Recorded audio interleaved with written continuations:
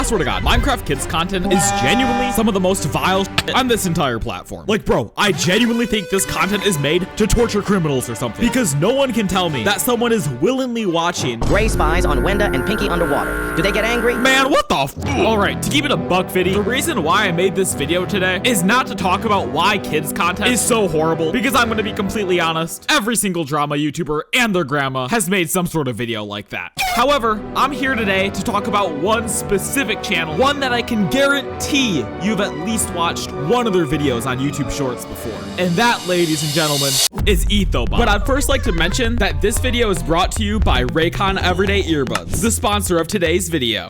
You see, multiple of my friends have been using Raycon earbuds for years, and I've heard literally nothing but good things about them. So you know that the moment they asked me to sponsor their new everyday earbuds, I was on it. These earbuds are genuinely a game changer. Like, picture this. I'm walking through my high school trying to get to third hour, and it is loud. I'm reaching into my pockets, fumbling for my Raycons, put them in my ear, and boom! Silence. Other than the music that's playing.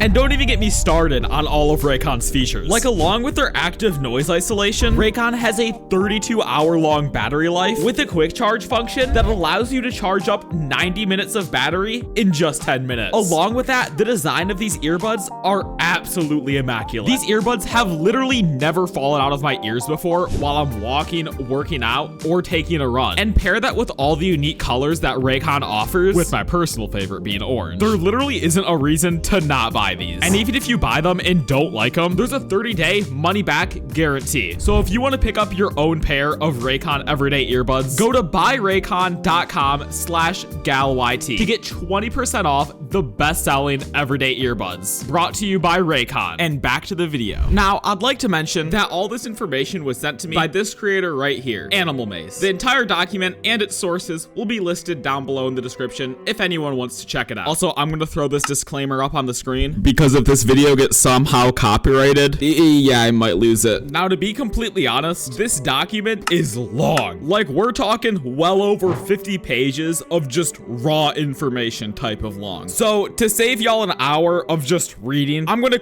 give a summary of each section, starting with Animal Maze. Hey, I'm Animal Maze, and I make Minecraft Kids animations on YouTube. I've got 2.2 million subscribers, and I used to be friends with Ethobot until we had a falling out, and I kept being harassed for about 2 years. So yeah, that right there was Animal Maze, who makes pretty solid kids animations. And I'll quick throw up one of his videos on the screen, just so you know what I'm talking about.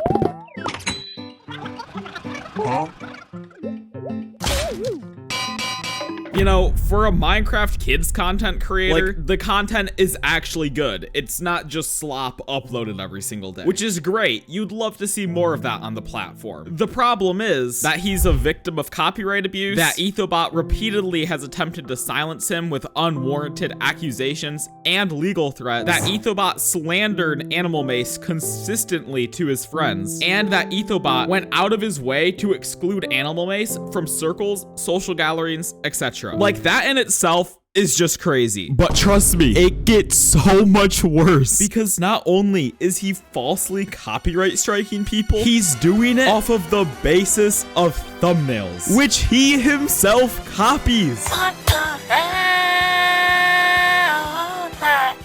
Like, dog, the audacity to do that is absurd. Because if you didn't know, a copyright strike literally limits your revenue for 90 days. Like, you can't make money. And the fact he's doing that off of the basis of thumbnails, whilst he himself copies thumbnails, is crazy, if not straight up illegal. And to top it off, Animal Maze used to work for Ethobot. Like, there are a solid amount of animations on Ethobot's channel strictly created by Animal Maze. So the fact you even have the gall to copyright strike him is crazy. Oh yeah, did I also mention that Ethobot had his mom contact Animal Maze, threatening legal action? Like, if you want to pause and read this, you can. But essentially, Ethobot's mom threatened legal action against Animal Maze under the grounds of trademarking YouTube videos. Which, by the way, isn't even a thing. Trademarks are meant for channel names and brands and logos. You literally can't trademark a video. That's not how it works. And then they follow it up by saying, FYI, the cease and desist letter will clarify that I have legal grounds to claim all money you've earned off of the videos copied. What? I mean, this is just spewing out bullshit. And the best part is, Ethobot still has the Creative Commons Attribution license active on all of his videos, meaning you can reuse his videos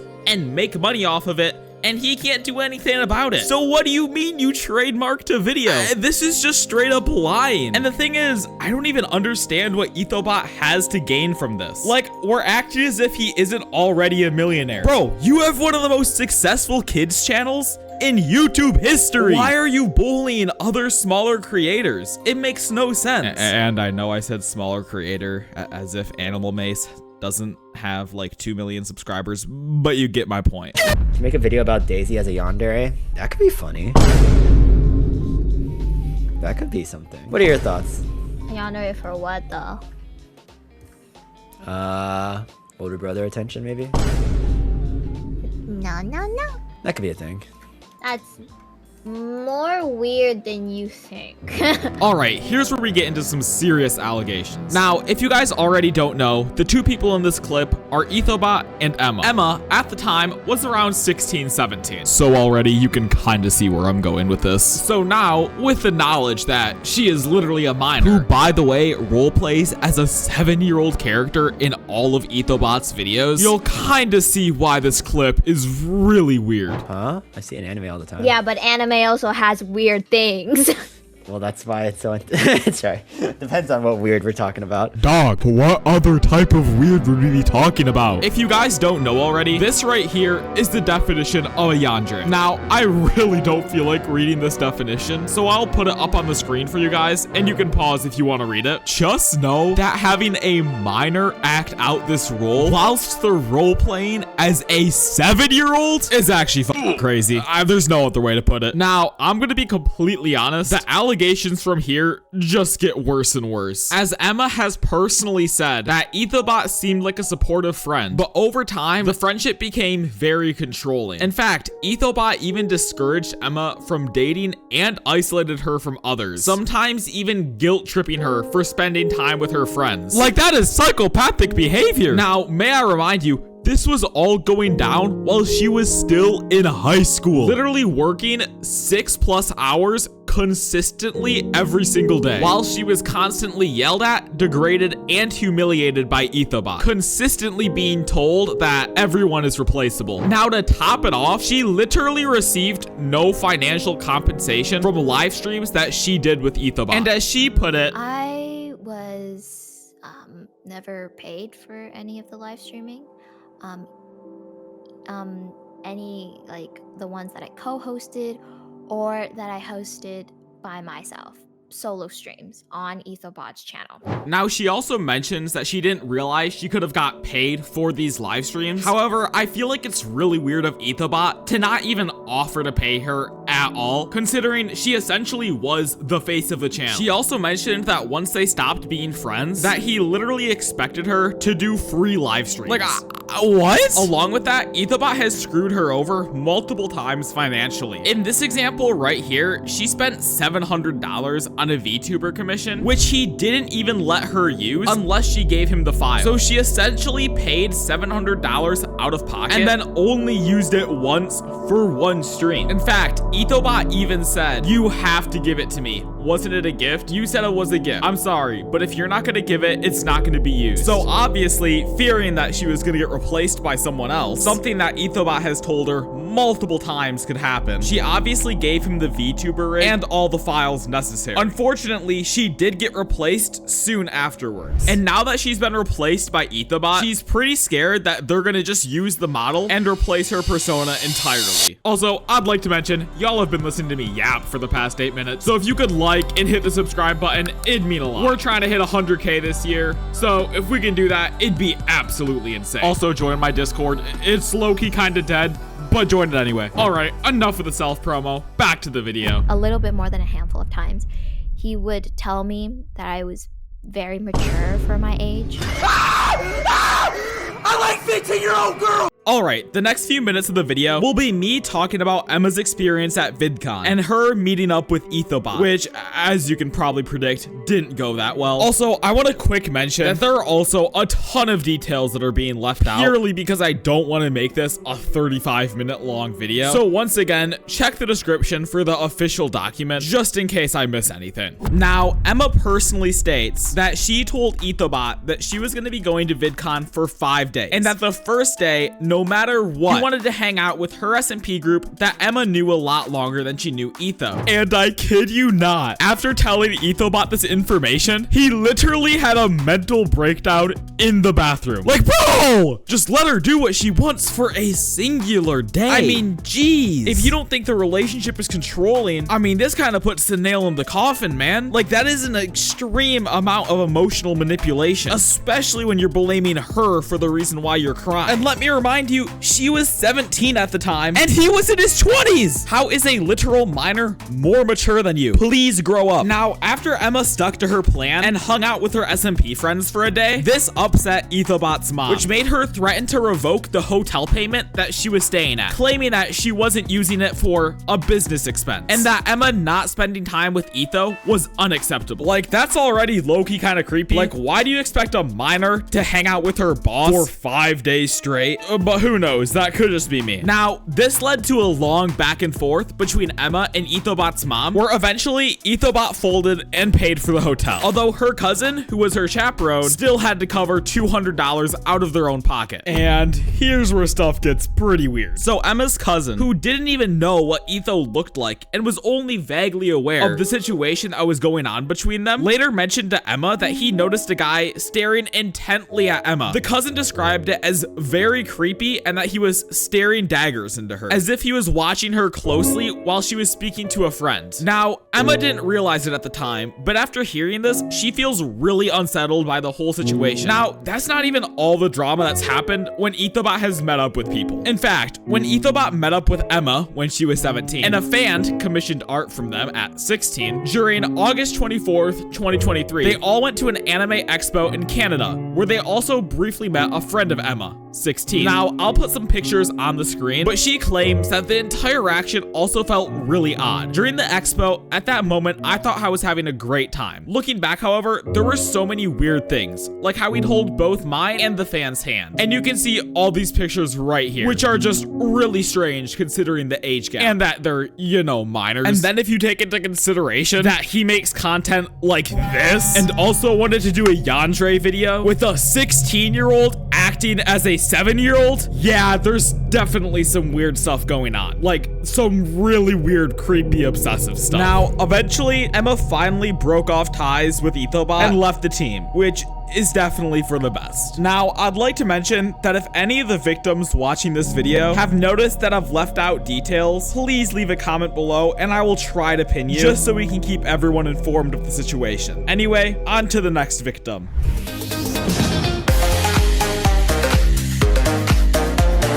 Alright, I'm done with joking. I'm locking in. This right here is Sirsean, and he began working for Ethobot when he was around 16 years old. According to Sirsean, he was overworked for 10 hours a day for under minimum wage. Along with that, the working environments were absolutely horrid. As he put it, he was consistently doing unpaid work and peer pressured into working in stressful conditions. Along with that, Ethobot consistently dingling rewards.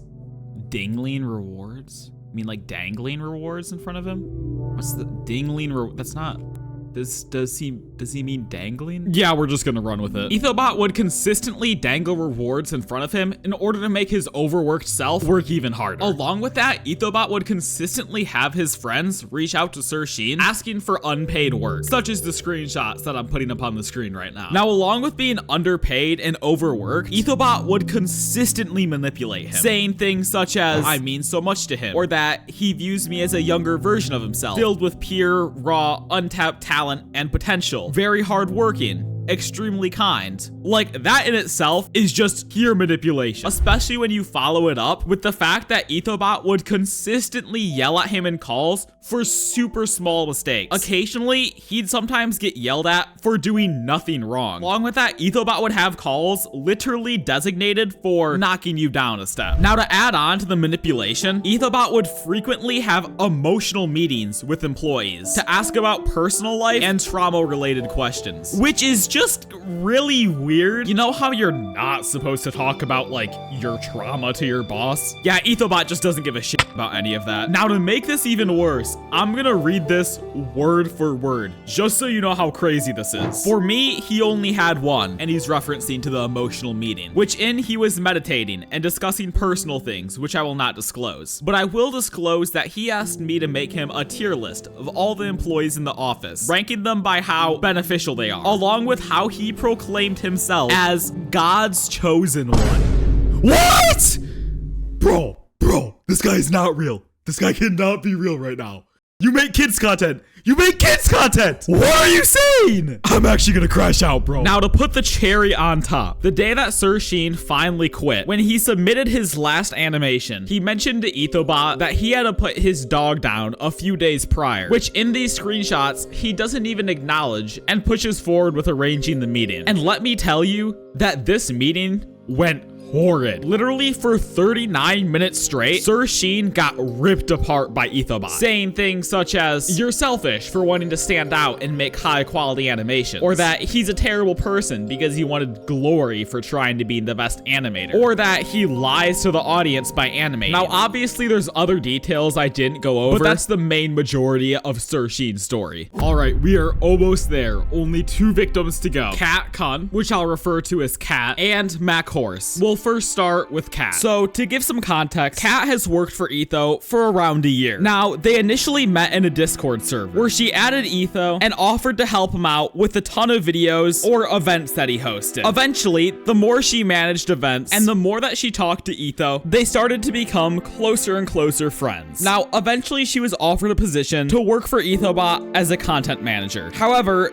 just before then, she messaged Ethobot confessing feelings for him. Now, obviously, Ethobot friend-zoned her, and she didn't make too big of a deal out of it. Now, I just want to clarify, this person is over the age of consent, so it's not like they're a minor. I know, shocking. It's almost as if being a minor was a reoccurring trend, but in this case, it's not. It's shocking. Now, along with that, for her content manager position, she had no clue what Ethobot wanted her to do. Even when she asked Ethobot to train her, he just declined and tried to get someone else to do it for completely free. Now, obviously, she eventually learned how to do her job with time, but Ethobot, being Ethobot, started to slowly emotionally manipulate her. In fact, she mentions that during the end of September and October, he started treating me sweeter and kinder, and it weirdly felt like I was getting a chance. It felt like he was trying to get my hopes up. Now, unfortunately for Kat, it turns out that Ethobot was emotionally leading her on this entire time. In fact, Ethobot even called her affection a drug that he was getting addicted to, which is just crazy to say. Now, after this conversation, Ethobot also mentioned that he wanted to start treating his staff differently, in a more cold and professional way. Now, obviously, Kat said that this was a terrible idea and would ruin a ton of relationships within the creator space. However, Ethobot ignored her and just decided to go on with his plan anyway. And after Ethobot started implementing these changes, Kat quickly left the staff team. Now, even after she left, consistently Ethobot would slander her name behind her back to other staff members, or even other people that he knew. Along with that, she was instantly removed from Ethobot's Discord server for no reason whatsoever after transferring ownership. She personally states that, "My statement is to show the difference in his behavior at the beginning of his recruitment for the team compared to what happened after I left, and so on. His behavior is not okay. He shouldn't be leading anyone on for free work and favors. He shouldn't treat people he works with like cogs in a machine, and he definitely shouldn't be going after people he closely worked with by slandering them." Now, I completely agree with this statement. Treating your employees like cogs in a machine and being extremely emotionally manipulative to them is 100% wrong. And that's not even talking about you underpaying minors consistently. Do better.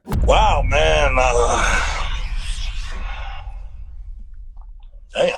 Alright, now the last person we'll be talking about is Mchorse. Mchorse is the creator of the Blockbuster mod, a mod that many animation channels in the Minecraft niche rely on. To give a quick summary, Ethobot made tutorials about the Blockbuster mod and initially offered to make them for free. However, Mchorse insisted on him getting paid and paid Ethobot around $1,633 for 16 videos. Now, Mchorse taught Ethobot everything he needed to know about this Minecraft mod, which in part was a majority of Ethobot's success. This mod at the time was a huge game changer for Minecraft channels. Now, shortly after Ethobot learned how to properly use this mod, he started grinding out YouTube shorts and eventually blew up on TikTok and YouTube. Now, initially, he publicly supported the Blockbuster mod, talking about how it was the reason for his success. Now, Ethobot would publicly say that he was going to give back to the Blockbuster community or help Mchorse in some way. In fact, he even sent Mchorse a personal video, which I'll put the transcript up on the screen. But basically, he said that Mchorse would get the credit and recognition that he deserved. And well, this never happened. In early 2023, Ethobot started to stop crediting the Blockbuster mod, a mod that he was still actively using at the time. So obviously, Mchorse confronted him. And as you can imagine, it didn't really go that well. Basically, Mchorse confronted him for making hundreds of thousands of dollars off of his channel while actively using his mod and not crediting it. You know, the mod that is actively contributed towards Ethobot's success. And in response, I kid you not, Ethobot DM'd him with a screenshot of a $10 subscription on Patreon. Bro, like that is actually absurd. You're telling me that you make